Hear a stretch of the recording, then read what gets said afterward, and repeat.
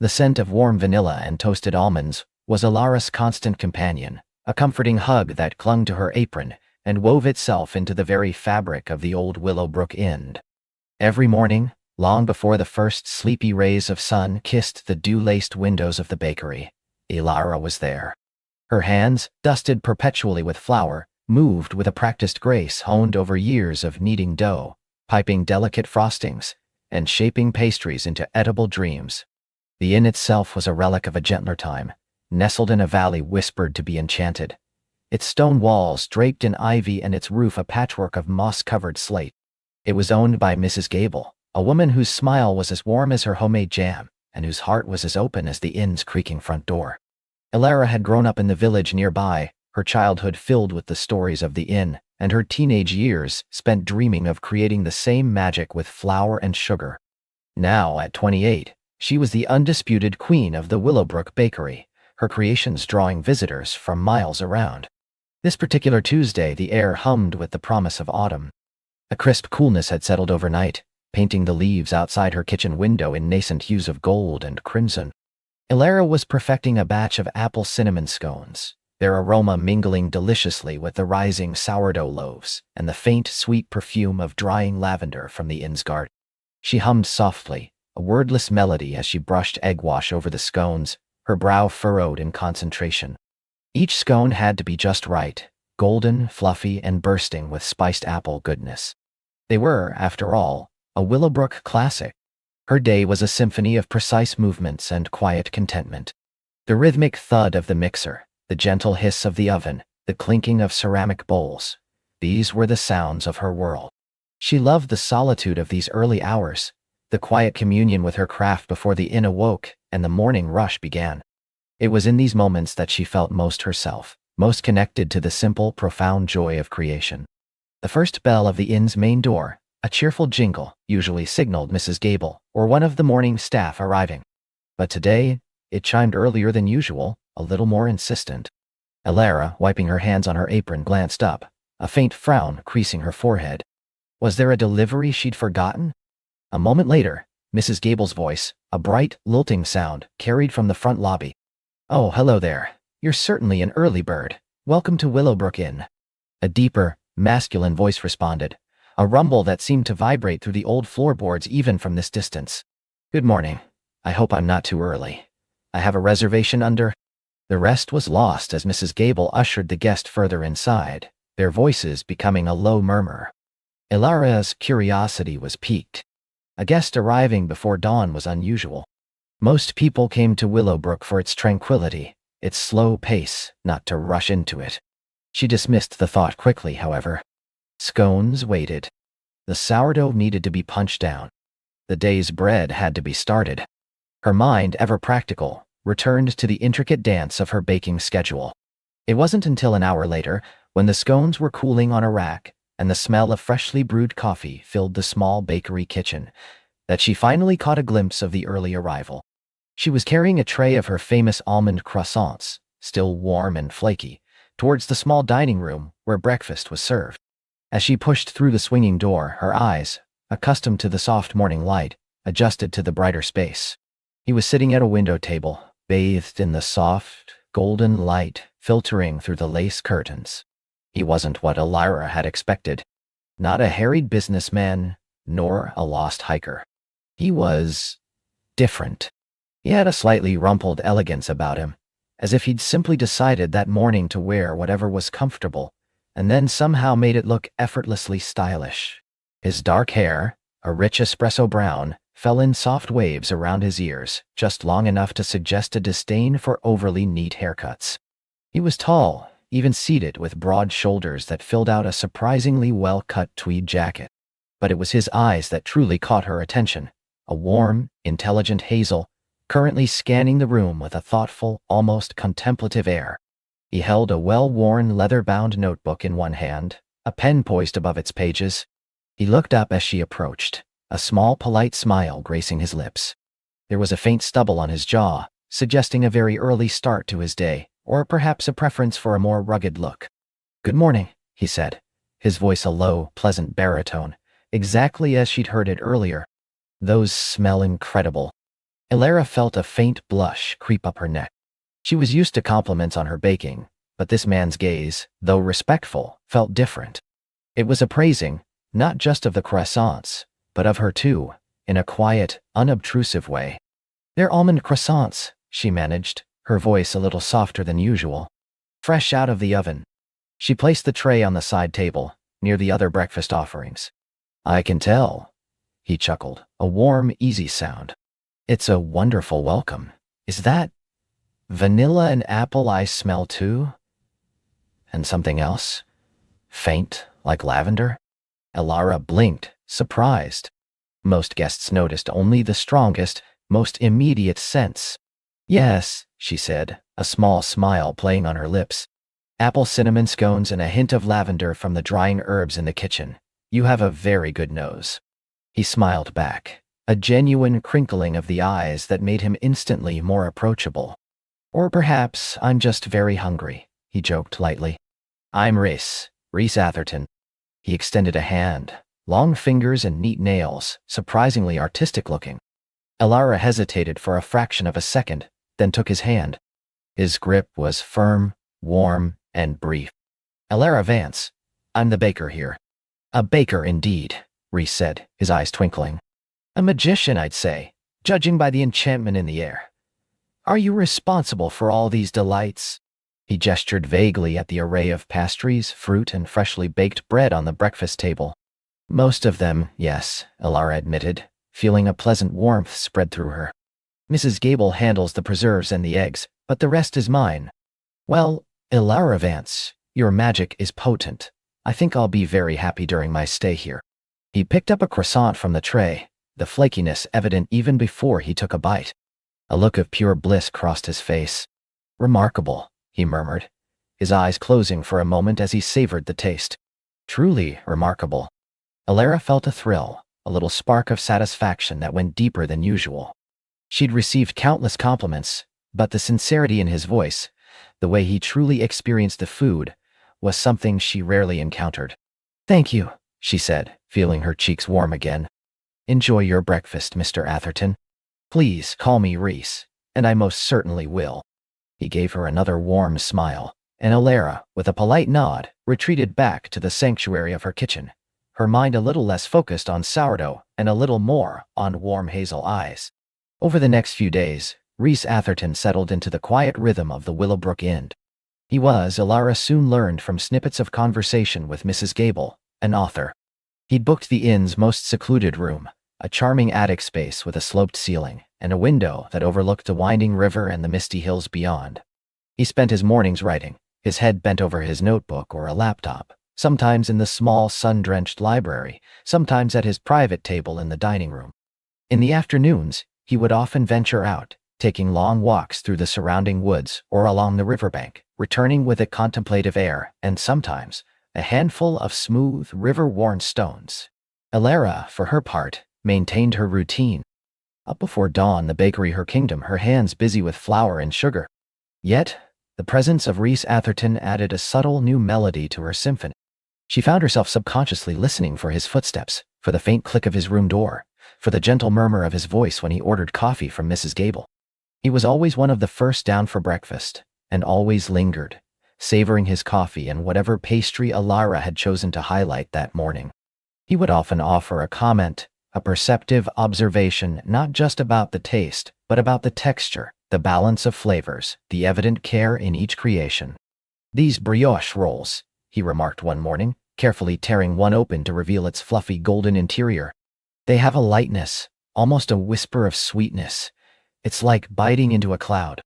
Elara, who was refilling the jam jars, smiled. "That's exactly what I aim for. A cloud-like texture." "You achieve it, Elara," he said, his gaze meeting hers over the rim of his coffee cup. "You really do. It's not just food, it's an experience." His words resonated deeply with her. That was her goal, her passion, to create more than just sustenance, but moments of pure, unadulterated joy. To have someone understand that, truly see it, was a rare and precious thing. One afternoon, Elara was experimenting with a new recipe for lavender shortbread. The inn had an abundant lavender patch, and she loved incorporating its delicate floral notes into her baking. She was carefully pressing dried lavender buds into the dough when she heard a gentle tap on the kitchen doorframe. Reese stood there, a small, apologetic smile on his face. He was holding a small bouquet of wildflowers, delicate purple bells and white daisies, still dewy from the meadow. "I hope I'm not disturbing you," he said, his voice soft.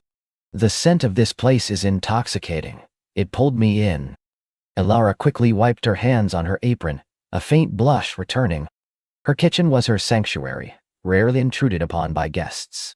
"No, not at all, Reese," she replied, perhaps a little too quickly. "I was just experimenting." He stepped inside, his eyes taking in the industrial mixers, the racks of cooling bread, the organized chaos of her workspace. "Experimenting with what, if I may ask?" he inquired, his gaze lingering on the bowl of lavender-flecked dough. "Lavender shortbread," she explained, feeling a surge of enthusiasm. "I'm trying to find the perfect balance, enough lavender to be distinct, but not so much that it tastes like soap." She gestured to the bowl. "It's trickier than it sounds." Reese leaned in slightly, taking a deep breath. "It smells divine, subtle, yet distinct. May I?" He gestured towards the dough. "Oh, of course," Elara said, offering him a small, clean piece of dough. He took it, his fingers brushing hers, sending a surprising jolt through her. He pressed the dough between his thumb and forefinger, then brought it to his nose, inhaling deeply. "Exquisite," he murmured. "It has a lightness, a sweetness, and that intriguing floral note. It's a memory almost, like walking through a summer field." He looked at her, his hazel eyes warm and appreciative. "You have a gift, Elara." Elara felt a warmth spread through her, a feeling akin to the golden glow of her ovens. "Thank you, Reese," she said, genuinely touched. "That means a lot." "It's the truth," he insisted. He then held out the small bouquet. "These are for you. I found them on my walk. I thought they might brighten your kitchen even more." Elara took the flowers, her fingers brushing his again. The gesture was simple, unexpected, and utterly charming. "They're beautiful," she said, inhaling their fresh, earthy scent. "Thank you." She found a small vase and quickly arranged them, placing them on a shelf above her main workstation. Their delicate beauty seemed to add a new layer of charm to her already beloved kitchen. "So, the shortbread," Reese began, changing the subject, his voice taking on a thoughtful tone. "What are the challenges with lavender?" Elara found herself talking, explaining the nuances of baking with dried herbs, the importance of temperature, the delicate balance of fats and sugars. Reese listened intently, asking intelligent questions, his genuine interest evident in his focused gaze. He didn't interrupt, but absorbed every word, sometimes nodding slowly, sometimes offering a small encouraging sound. It was rare to find someone who listened with such presence, let alone someone outside the baking world who understood the passion behind it. They talked for nearly half an hour, Elara leaning against the counter, Reese perched on a stool near the warmth of the oven. He spoke a little about his own work, the painstaking process of crafting a story, the search for the right words, the frustration and exhilaration of bringing characters to life. "It's similar, in a way, to what you do," he mused. "Taking raw ingredients, ideas, experiences, emotions, and transforming them into something beautiful and meaningful that resonates with others." Elara nodded, a flicker of understanding passing between them. "Yes," she agreed softly. "It is. It's about telling a story, isn't it, with flour and sugar, or with words?" Their conversation flowed easily, effortlessly, a quiet current of shared understanding. When Mrs. Gable finally bustled into the kitchen, looking for Elara to discuss the evening's dessert menu, Reese gracefully excused himself, leaving Elara feeling a little lighter, a little more seen than she had in a long time. That evening, as Elara lay in bed, the scent of lavender from the shortbread she'd finally perfected still faintly lingering in the air, she found herself replaying their conversation. Reese was different from anyone she'd met. He saw beyond the baker, beyond the quiet woman who meticulously crafted pastries. He saw the heart and soul she poured into her work, and he appreciated it with a depth that was both surprising and deeply gratifying. A week turned into 2, and Reese Atherton's presence at the Willowbrook Inn became as much a part of its gentle rhythm as the morning mist and the evening chirping of crickets. Elara found herself looking forward to their morning exchanges at breakfast, to the way his eyes would light up when he tasted a new creation, to the thoughtful questions he would ask about her process. He was never intrusive, always respectful of her busy schedule, but there was an unspoken understanding that grew between them. Sometimes he would be the only guest left in the dining room when she brought out the fresh bread for lunch, and they would exchange a few quiet words. He learned about her love for foraging for wild berries in the summer, her fascination with old baking techniques, her dream of someday publishing a cookbook filled with Willowbrook's secret recipes. She, in turn, learned about his travels, the places that had inspired his previous novels, his love for old books, and the quiet satisfaction he found in connecting with readers. He spoke of the challenge of his current book, a historical fiction set in the very valley where the inn stood, a tale of star-crossed lovers and ancient secrets. He was seeking not just solitude, but the eye-spiritite of the place, he explained. This valley has a way of whispering its stories, he'd said one evening, over a cup of Elara's chamomile tea. They were sitting in the inn's cozy library, a fire crackling softly in the hearth, the air thick with the scent of old paper and wood smoke. It's in the way the river flows, in the resilience of the old trees, in the very stone of this inn. I feel it here, more than anywhere else. Elara had listened, captivated. She had always felt the magic of Willowbrook, but Rhys articulated it with a poet's touch, giving voice to the inchoate feelings she'd always held. "I know what you mean," she'd said, her voice barely a whisper. "Sometimes, when I'm kneading dough late at night, I feel like the inn itself is breathing around me, sharing its secrets." Rhys had smiled, a gentle, understanding smile. "Exactly. It's a living entity, and your baking, Elara, is part of its heart." One blustery afternoon, a sudden fierce autumn storm rolled in, trapping everyone inside. The wind howled around the old inn, rattling the windows and sending leaves skittering across the cobblestone path. The sky turned a bruised purple, and rain lashed down in sheets. It was the kind of day that begged for comfort food and warm company. Elara was making a large batch of spiced pumpkin soup, the kind that warmed you from the inside out, and extra loaves of her crusty sourdough for the few guests who were braving the weather. The kitchen was a haven of warmth and delicious aromas. Rhys appeared at the kitchen door, a mug of tea in hand, a book tucked under his arm. "Sounds like the world outside is having quite the tantrum," he observed, leaning against the doorframe. "It smells heavenly in here. Is that pumpkin soup?" "It is," Elara confirmed, stirring the rich orange concoction. "Perfect for a day like this." "Agreed," he said. "I was just reading in the library, but the storm seemed to call for something a little more communal. Might I borrow a stool and keep you company?" Elara's heart fluttered. "Of course, Rhys. You're always welcome." She gestured to the stool he often used. He settled in, taking a sip of his tea.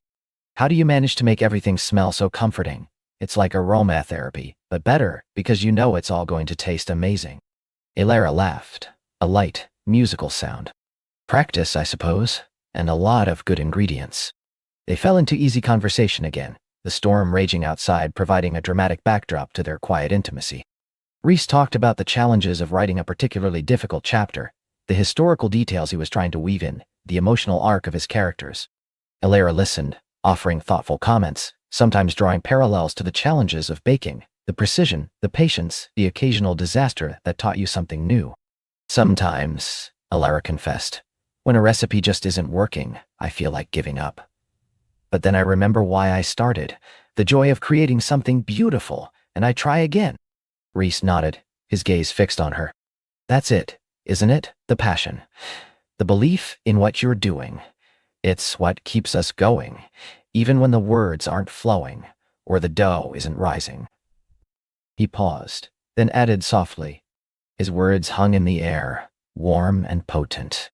Elara felt a blush creep over her cheeks, but this time, it was more than just shyness. It was a deep, resonant feeling, a sense of being truly appreciated, truly seen. It was a feeling she hadn't known she was missing until now. As the afternoon wore on, the storm showed no signs of abating. The inn became a cozy haven, its inhabitants huddled together. Elara, having finished the soup and bread, started on a new batch of cookies, spiced ginger snaps, perfect for dunking in hot tea. Rhys stayed, observing her rhythmic movements, occasionally reading from his book, but mostly just enjoying the quiet companionship.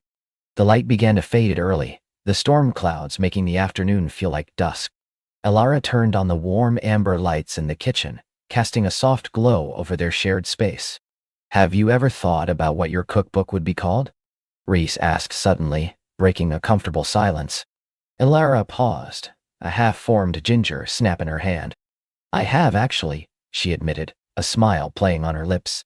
"I thought, Whispers Under the Willowbrook Sky. Or something like that. Because the recipes feel like little secrets, passed down through the inn, and the valley has so many stories." Reese's eyes widened slightly. "Whispers Under the Willowbrook Sky," he repeated slowly, tasting the words. "That's beautiful, Elara. It's evocative. It hints at magic and history, and the quiet intimacy of this place." He leaned forward, his elbows on his knees, his gaze earnest. "You know, Elara, I think you have more than just a cookbook in you. I think you have a real story to tell." Elara looked at him, her heart thrumming a little faster. She'd always dreamed of sharing her recipes, but no one had ever spoken about her work, her life, with such conviction, such understanding. His words felt like a gentle hand, pushing her towards a door she hadn't quite dared to open. The storm outside raged on, but inside, in the warm golden glow of the Willowbrook kitchen, a different kind of quiet storm was brewing. A whisper of possibility, a hint of something new and beautiful unfurling between them. The scent of ginger and cinnamon filled the air, mingling with the unspoken promise of stories yet to be told, and perhaps a love yet to bloom. Elara felt the subtle shift in the air, a crackle of unspoken understanding that warmed her from the inside out, chasing away the chill the storm had brought. Liam's gaze was steady, unwavering, and utterly without judgment. It wasn't just his words, but the quiet conviction behind them, the way he held her vulnerability with such tender regard, that truly reached her. A fragile bud of hope, long dormant, began to unfurl within her chest. It was a beautiful, terrifying sensation. I don't know where to start," she admitted, her voice barely a whisper, a tremor of emotion running through it. The admission, stripped bare, felt both terrifying and liberating. Liam offered a small, reassuring smile, picking up a bowl of pre-measured flour. "You start right where you are," he said simply, his hands moving with practiced ease as he poured the flour into a large mixing bowl. "And sometimes, the best way to start is by creating something else, something tangible." He gestured to the ingredients spread across the counter. "How about we finish these cookies? They're going to be a perfect accompaniment to a late-night cup of tea, and they'll fill the inn with even more warmth." His practicality, his grounding presence, was exactly what she needed. It was an invitation to step away from the overwhelming task of confronting her past, and instead focus on the simple, comforting rhythm of the present. Elara nodded, a grateful sigh escaping her lips. She picked up the whisk, feeling the familiar weight in her hand, and began to cream the butter and sugar, the rhythmic swish-swish, a soothing balm to her rattled nerves. They worked in comfortable silence for a while, the only sounds the rain lashing against the windows, the soft hum of the refrigerator, and the gentle clinking of bowls and utensils. Liam guided her with quiet suggestions. "A little more vanilla, I think," or "The ginger really comes alive if you give it a good press against the measuring spoon." And Elara found herself relaxing into the task. Her mind, so recently a turbulent sea of doubts, began to calm, focusing on the texture of the dough, the intoxicating blend of spices, the warmth radiating from the oven as Liam slid in the first tray. When the last batch of gingerbread men, their button eyes and frosting smiles perfectly rendered, emerged golden brown and fragrant, Elara felt a profound sense of accomplishment, disproportionate to the simple act of baking. Why? It wasn't just the cookies. It was the shared endeavor, the quiet companionship, the unspoken understanding that had woven itself into the fabric of the evening. "They're perfect," Liam said, his voice soft with genuine pleasure as he plucked a still warm cookie from the cooling rack and offered it to her. A story in every bite. Elara took it, the warmth seeping into her fingertips. The ginger was spicy, the cinnamon comforting, and the molasses deep and rich. It tasted like home, like possibility. She looked at Liam, a genuine smile finally gracing her lips, feeling lighter than she had in years. "Thank you," she said, her voice husky with emotion. "For everything." He simply nodded, his blue eyes crinkling at the corners. "My pleasure, Elara. Now how about that tea? And perhaps a story if you're up for it." They settled into the cozy dining room, where a fire crackled merrily in the stone hearth, casting dancing shadows on the walls, adorned with antique maps and framed botanical prints. The storm still howled outside, a fitting backdrop to the intimate cocoon they had created. Liam poured them steaming mugs of ginger tea, the aroma mingling with the lingering scent of baked goods. Elara found herself recounting, hesitantly at first, stories she'd loved as a child. Tales of intrepid adventurers, forgotten kingdoms, and brave heroines. She spoke of the comfort she found in the predictable arc of a narrative, the escape it offered, the way it could transport her beyond the confines of her own life. As she spoke, her voice grew stronger, her gestures more animated, the words flowing more freely than they had in a long time. She realized with a jolt that she hadn't shared this part of herself with anyone in years. Liam listened, truly listened, his gaze attentive, occasionally interjecting with a thoughtful question or a shared anecdote about a book he'd loved. He spoke of the stories woven into the very fabric of Willowbrook Inn, the generations who had lived and loved within its walls, the whispered legends of the old willow tree by the creek, the quiet triumphs and gentle heartbreaks that every old house held. Willowbrook has always been a storyteller in its own way, he mused, stirring his tea. It's why I felt such a pull to it. Every beam, every uneven floorboard has a tale to tell, and I suppose, in a way, I'm just helping it keep telling them. He paused, looking at Elara. Just like you have stories waiting to be told, both the ones you'll write and your own. The conversation drifted, flowing easily from literature to life, from dreams to the simple joys of a perfectly brewed cup of tea. Elara found herself opening up, just a crack, about the pressure she'd felt in her old life, the stifling expectations, the way her own voice had been drowned out by the clamor of others' opinions.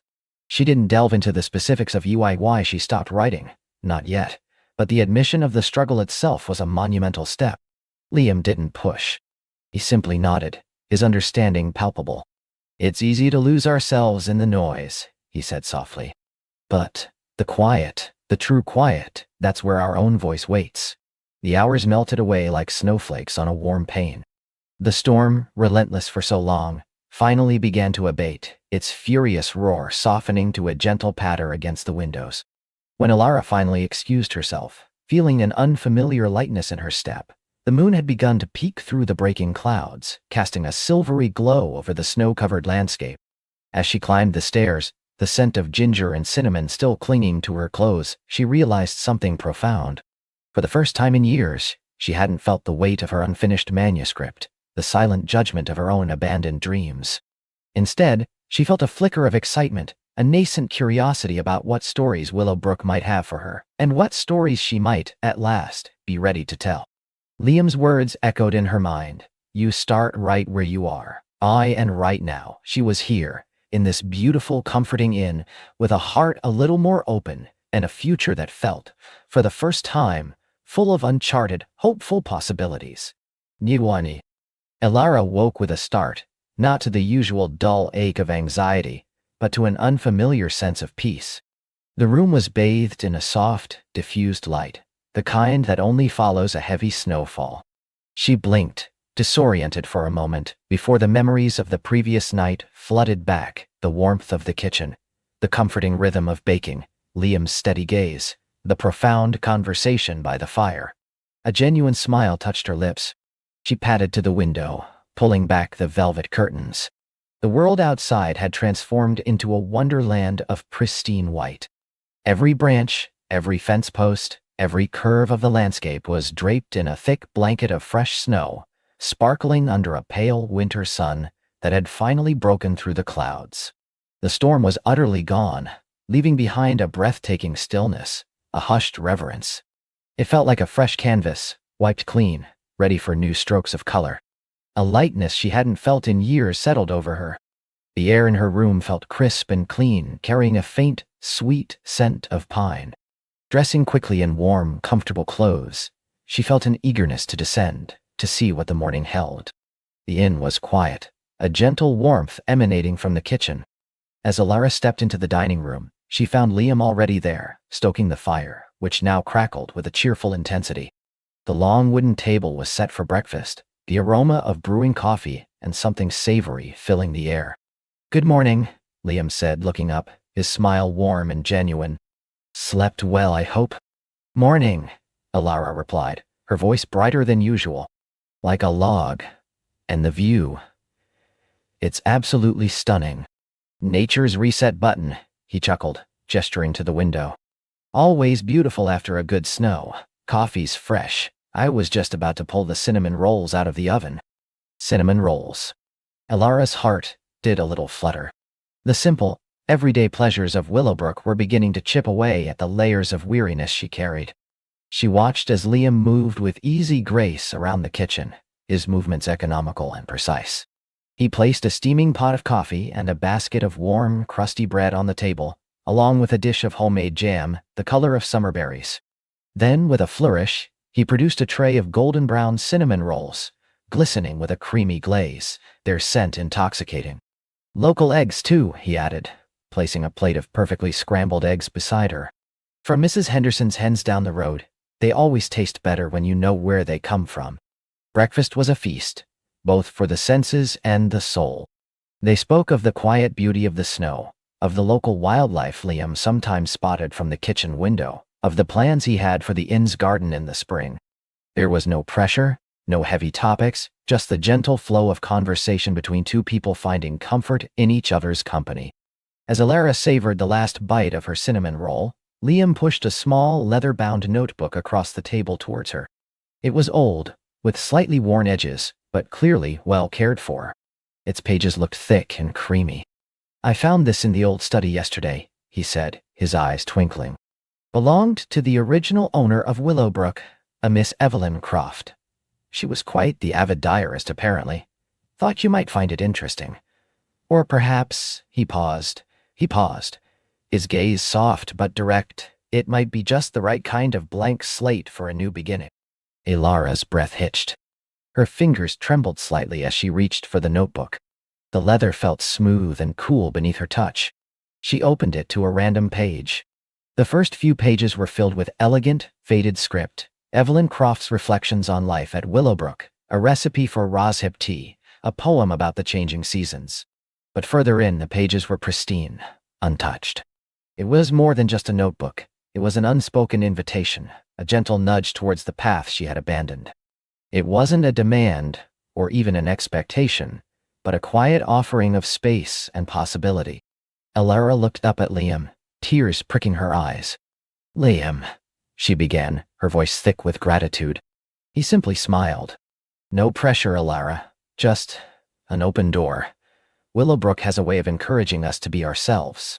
After breakfast, the crisp winter air beckoned. Liam, sensing her restless energy, suggested they take a walk around the grounds. "The snow won't stay perfect forever," he said, pulling on a thick wool coat. Alara, bundled in her own warm layers, agreed with enthusiasm. Stepping outside, the cold air bit at her cheeks, invigorating and fresh. The silence was profound, broken only by the soft crunch of their boots on the virgin snow. The world seemed muffled, hushed, as if holding its breath. Liam led her along a winding path that bordered the property, past ancient oak trees laden with snow, their branches looking like frosted sculptures. He pointed out tracks in the snow, a rabbit's hasty dash, the delicate prints of a bird. He spoke of the history of the land, how Willowbrook had once been a small farm, then a summer retreat, before finally becoming the inn it was today. "There's a small creek that runs through the back," he explained, gesturing towards a cluster of willows, their bare branches weeping gracefully under their snowy burden. "It's often frozen this time of year, but in spring, it sings." Alara listened, captivated, absorbing every detail. Her senses felt alive.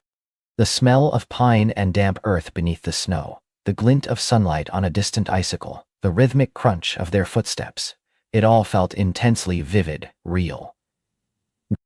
It was a stark contrast to the muted gray existence she had been living. As they walked, Alara found herself pulling out her phone, not to scroll social media, but to capture images. A close-up of a frosted pine cone, the intricate pattern of a snowflake on her glove, the majestic curve of the willow tree. She wasn't thinking about sharing them, just about seeing them, truly seeing the beauty around her. It was a tiny act of creation, a whisper of the artist she used to be. They eventually circled back towards the inn. Liam led her to a quiet corner of the building she hadn't noticed before, tucked away behind a climbing rosebush now dormant for winter. He unlocked a heavy wooden door. This was Evelyn Croft's private study, he explained, pushing the door open.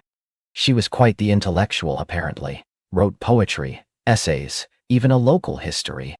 Elara stepped inside, her eyes widening. The room was small but utterly charming, filled with the scent of old paper and dust motes dancing in the shafts of sunlight streaming through a tall mullioned window. Bookshelves lined every wall, crammed with leather-bound volumes, some ancient, some more recent. A worn velvet armchair sat by a small, unlit fireplace, and in the center of the room stood a sturdy oak desk, its surface polished smooth by generations of use. A vintage typewriter sat silently in one corner, a sheet of blank paper waiting in its roller. It was a writer's sanctuary, perfectly preserved. Elara ran a hand over the cool, smooth wood of the desk, a wave of emotion washing over her. This wasn't just a room. It was a testament to a life lived with purpose, a space dedicated to the quiet pursuit of words. The air hummed with stories, both written and unwritten. I haven't really touched it much, Liam said, observing her reaction with a soft smile. Felt wrong to disturb it, figured it was waiting for the right person.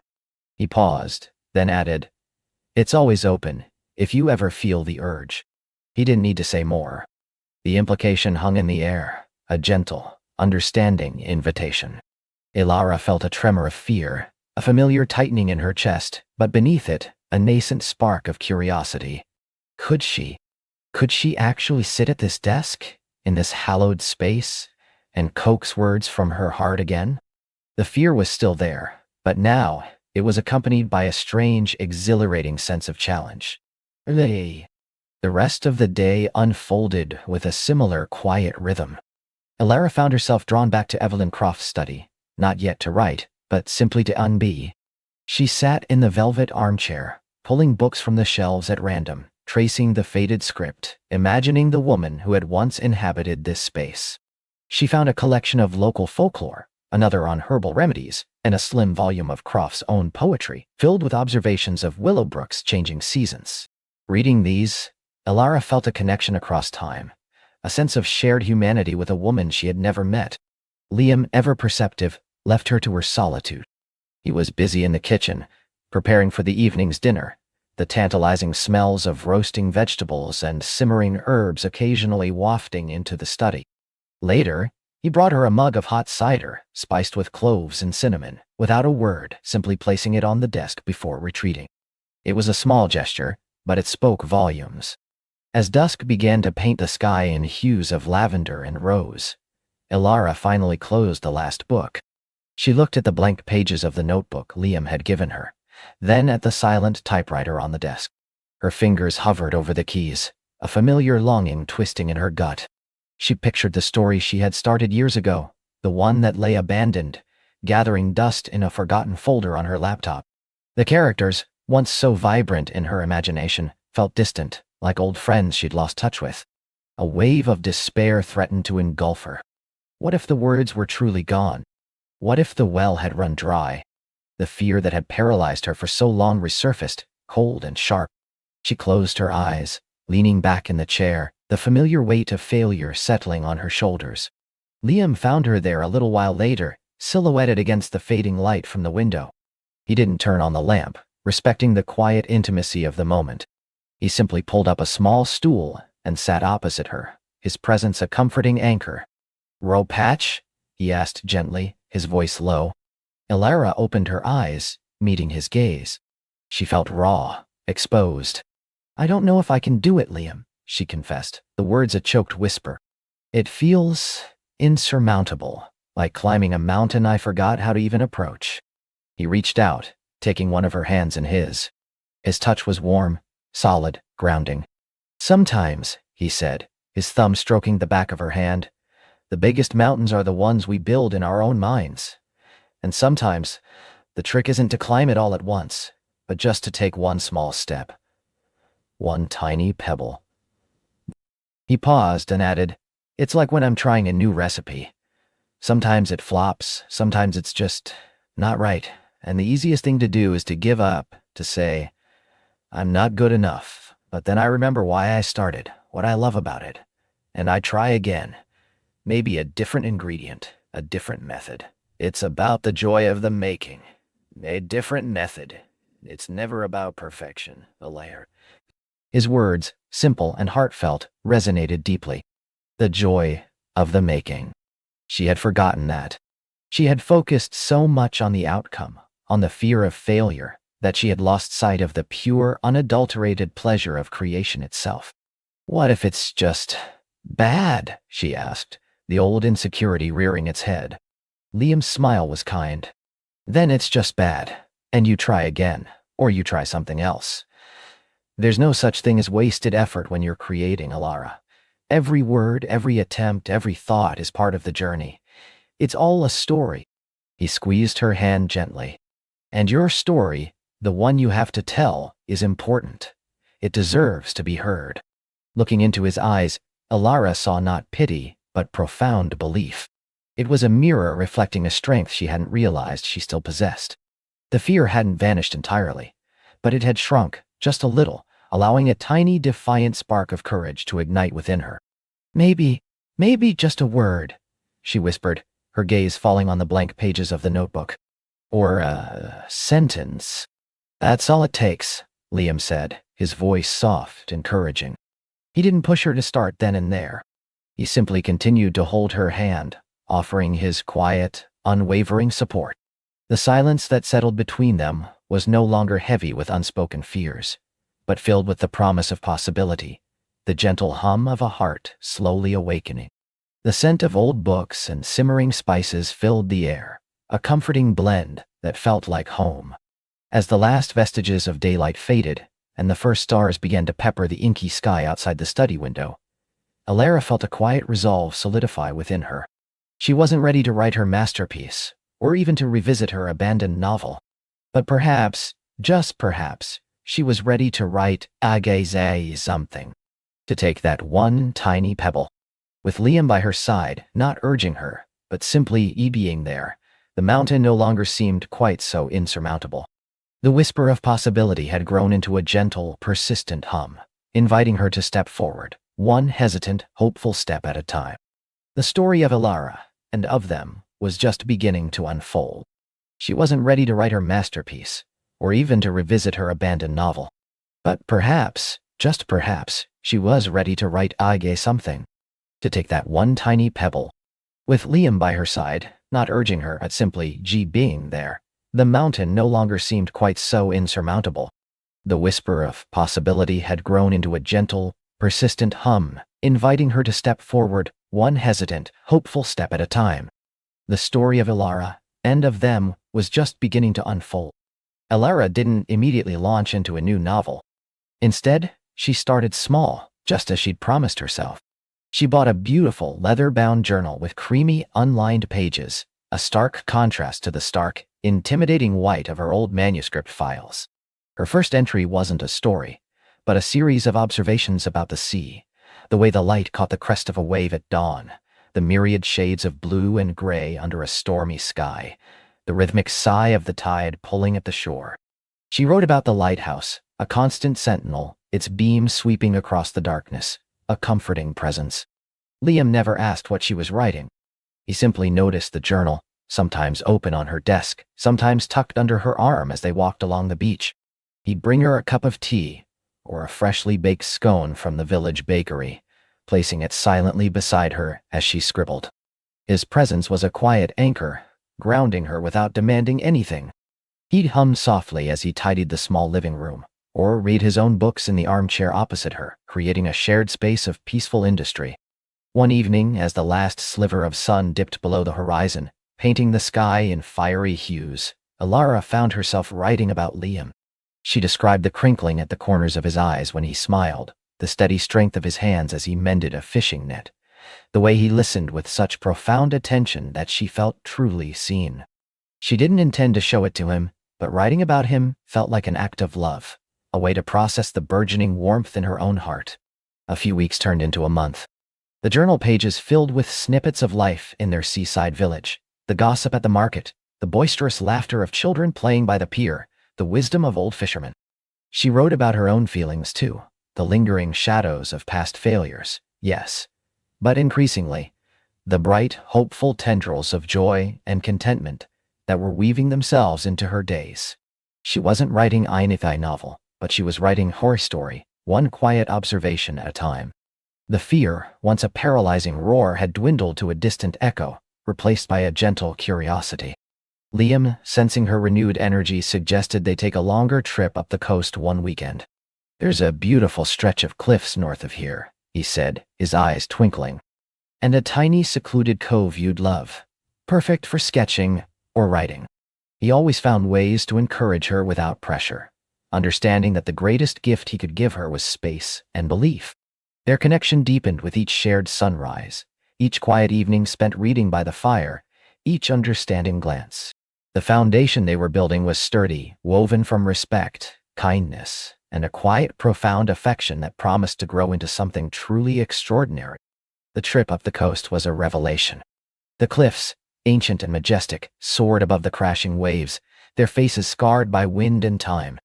The secluded cove was a magical place, a crescent of golden sand hugged by towering rock formations, accessible only by a winding, narrow path. Here, Alara felt a profound sense of liberation.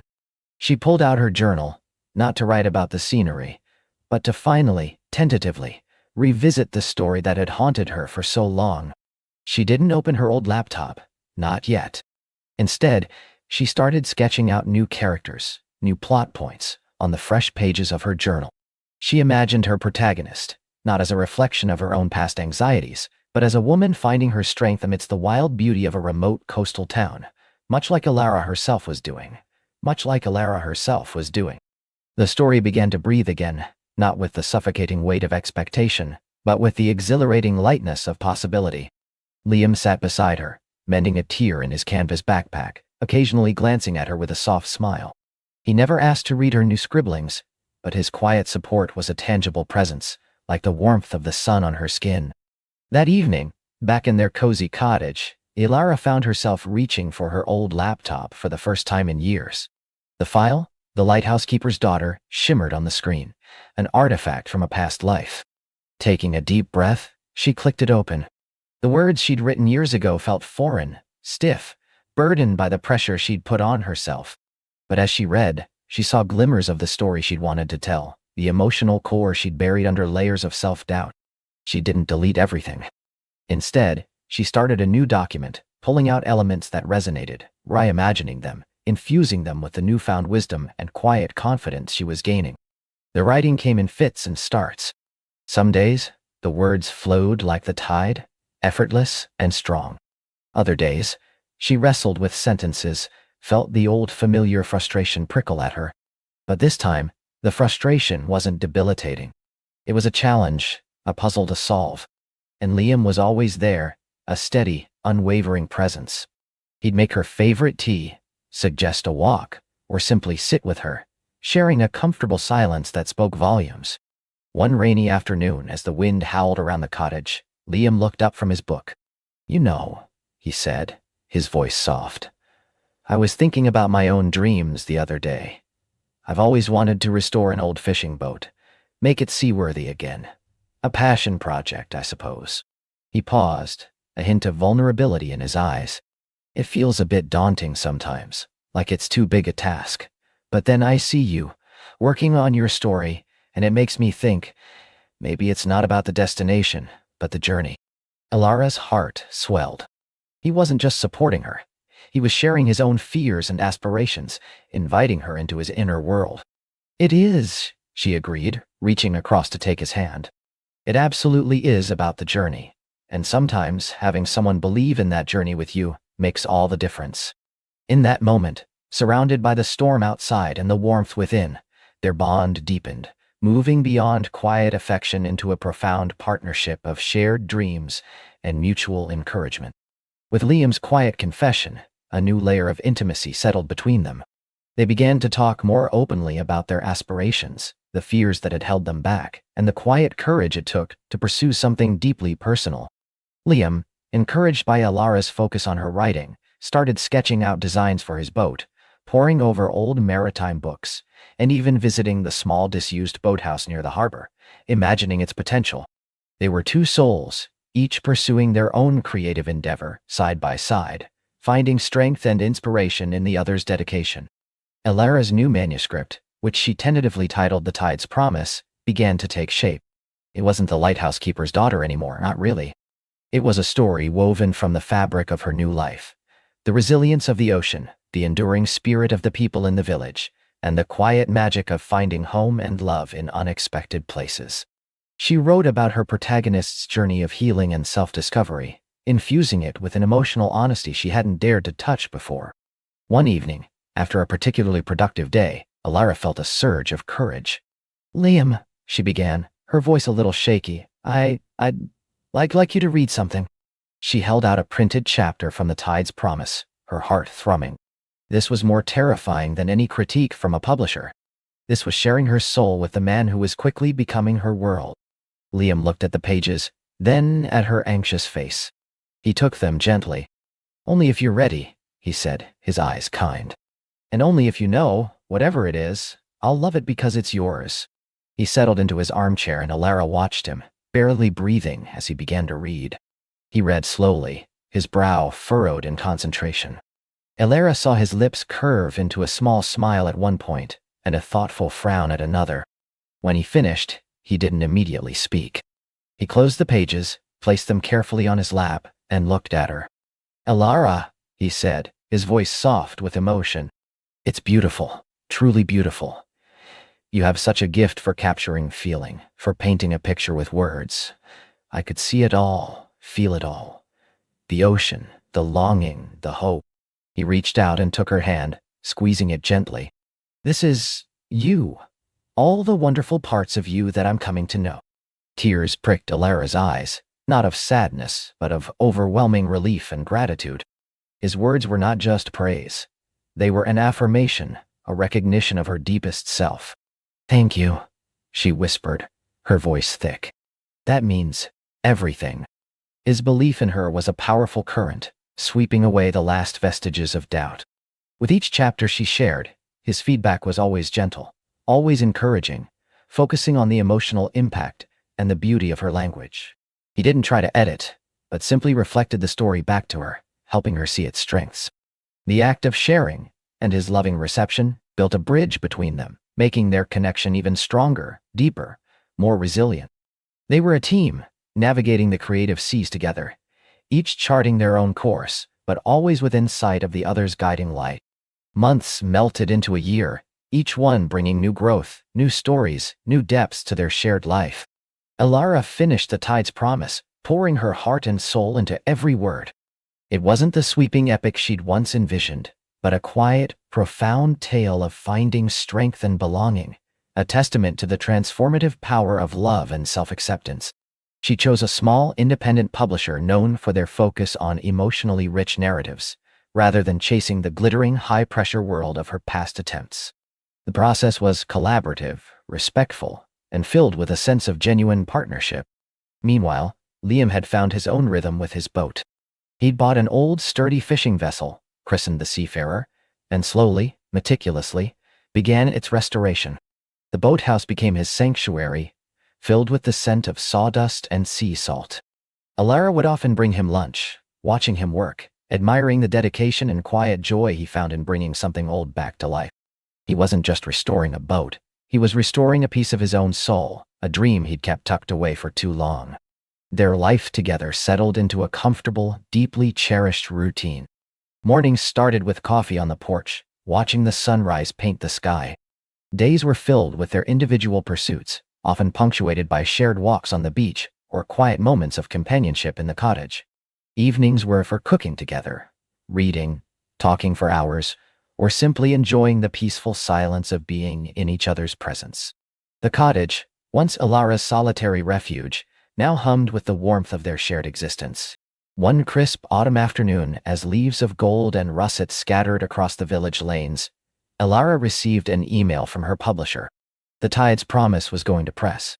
They were thrilled with the final manuscript and anticipated a strong reception. Her heart leaped.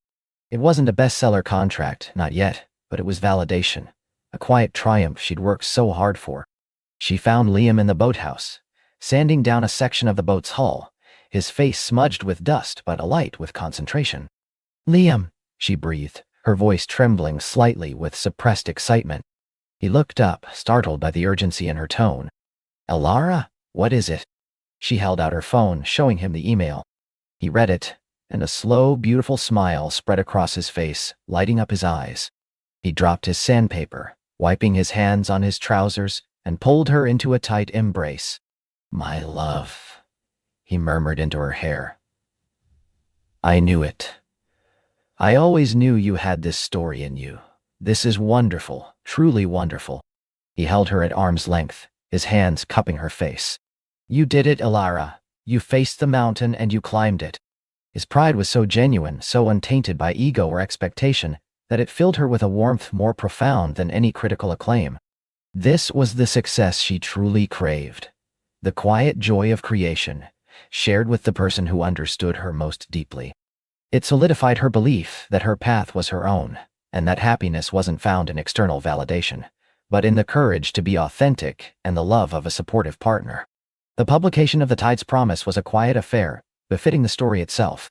It garnered lovely reviews from literary blogs and independent bookstores, praised for its lyrical prose and emotional depth. Readers responded to its message of hope and resilience, finding comfort and inspiration within its pages. Elara, no longer chasing the elusive masterpiece but simply telling stories from the heart, found a profound satisfaction in connecting with her readers, knowing her words brought a little light into their lives. She even did a small reading at the village library, her voice steady and confident, Liam beaming proudly from the front row. Her success, however modest, never overshadowed Liam's own journey with the seafarer. They celebrated each other's milestones with equal enthusiasm. When the boat was finally ready, a gleaming testament to Liam's patience and skill, they held a small christening ceremony on the pier, inviting their few close friends from the village. Elara smashed a bottle of champagne against the hull, tears of joy sparkling in her eyes as Liam, looking more content than she'd ever seen him, launched his dream onto the gentle waves. Their lives, once disparate, had woven together seamlessly. They talked about the future, about their dreams of building a life together, not just in the cottage, but in a deeper, more permanent sense. One evening, as they sat on the porch swing, watching the last sliver of sun disappear behind the lighthouse, casting long shadows across the water, Liam turned to her. "Elara," he began, his voice a little huskier than usual, "this past year, these past months, they've been the happiest of my life. You've brought so much light back into my world, so much joy." He reached into his pocket and pulled out a small velvet box. Elara's breath caught in her throat. Her heart hammered against her ribs, a joyous, frantic drum. He opened the box, revealing a simple, elegant ring, a silver band with a single luminous pearl, reminiscent of the ocean's enduring beauty. "Elara, my love," he said, his eyes filled with a tenderness that made her heart ache in the best possible way. "Will you marry me? Will you make this cottage, this village, this life, our forever home?" Tears streamed down her face, unbidden and warm. There was no hesitation, no doubt, only an overwhelming sense of rightness, of coming home. "Yes," she whispered, her voice choked with emotion. "Oh, yes, Liam, 1,000 times yes." He slipped the ring onto her finger, and it felt as though it had always belonged there. He pulled her into his arms, holding her close as the stars began to emerge, one by one, in the darkening sky. The lighthouse beam swept over them, a silent blessing. It wasn't a grand, dramatic gesture, but a quiet, deeply felt promise, built on shared dreams, profound respect, and an enduring love that had blossomed from the most unexpected of seeds. Their future, like the ocean stretching out before them, was vast, beautiful, and full of infinite possibilities. The wedding was a small, intimate affair, held on the beach at sunset, with the lighthouse standing sentinel in the distance. Elara wore a simple, flowing gown that shimmered like moonlight on water, and Liam, handsome in a linen suit, met her at the edge of the tide. Their vows were not grand pronouncements, but heartfelt promises of unwavering support, shared laughter, and a lifetime of quiet companionship. The sound of the waves provided their music, and the salty breeze carried their whispered words of devotion out to sea. Afterward, they celebrated with a handful of close friends and family at the local tavern, filled with warmth and genuine cheer. Elara's sister, Clara, who had flown in for the occasion, hugged her tightly, tears in her eyes. "I've never seen you so happy, Alara," she confessed, "so truly yourself." It was the greatest compliment Alara could receive. Life continued its beautiful, gentle rhythm in their seaside cottage. Alara continued to write, not for fame or fortune, but for the sheer joy of creation. The Tide's Promise found a steady readership, and she began a new story, this one inspired by the history of the lighthouse and the courageous souls who tended its flame. Her writing flowed with an ease and confidence she'd once only dreamed of, each word imbued with the wisdom of experience and the quiet joy of a fulfilled heart. Liam, with the seafarer now fully restored, spent his days ferrying tourists on scenic coastal trips or taking Alara out for sunset cruises, the wind in their hair, the vast expanse of the ocean stretching before them. He found immense satisfaction in sharing the beauty of his home with others, and in the quiet moments of peace he found at sea. Their dreams, once solitary pursuits, had become shared adventures. The cottage remained their sanctuary, filled with the scent of sea salt, old books, and freshly brewed coffee. They still read together in the evenings, still walked the beach hand in hand, still found endless comfort in each other's quiet presence. The mountain that had once seemed insurmountable to Alara had long since faded into a gentle hill, easily traversed with the hand of her beloved in hers. She had discovered that her masterpiece wasn't a book, but the life she was building, word by word, moment by moment, with the man who had shown her the way back to herself. As the years unfolded, they continued to fill their story with new chapters, new joys, and the enduring magic of a love that had found its perfect harbor. And every night, as the lighthouse beam swept across the darkness, Alara would drift to sleep, nestled in Liam's arms, knowing that her journey had led her exactly where she was meant to be, surrounded by the comforting hum of possibility, forever intertwined with the man who had taught her to write her own happy ending. The whisper had become a song, and their story, a timeless melody of love, home, and the quiet courage to bloom.